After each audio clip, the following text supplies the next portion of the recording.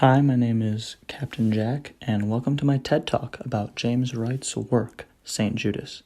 Today I'll be relating this story of redemption to the IB learner profile with some personal anecdotes.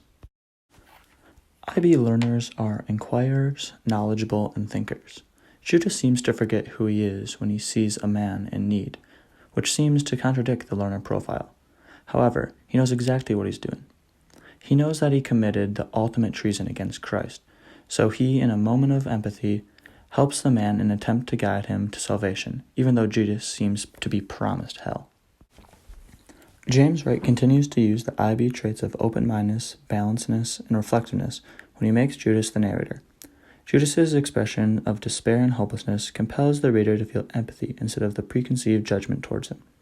It shows a balance between good and bad in his actions, as long as we reflect on his actions with open-mindedness.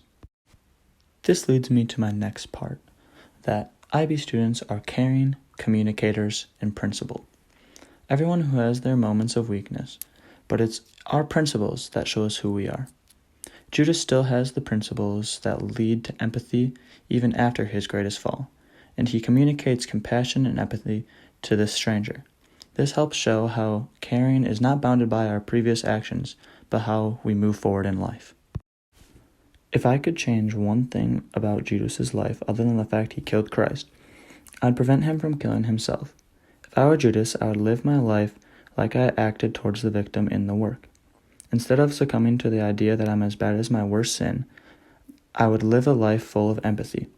I would change the narrative from being the most evil man in the world to the greatest story of redemption, from being promised eternal damnation to do a full 360, becoming Christ-like.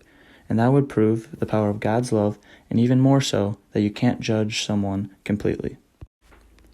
This work is necessary for me and all of us because it shows we aren't far from redemption. Even if we do something bad, like cheat on a test or party, we aren't as bad as Judas.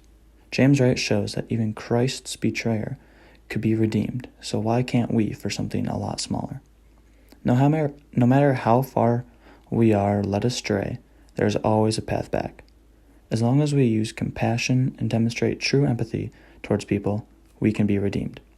I challenge everyone here to have a great rest of the day and show true compassion for someone and everyone you meet. Just remember, no one is lost forever, and you can always come back. Have a great day, and thank you for listening to my TED Talk.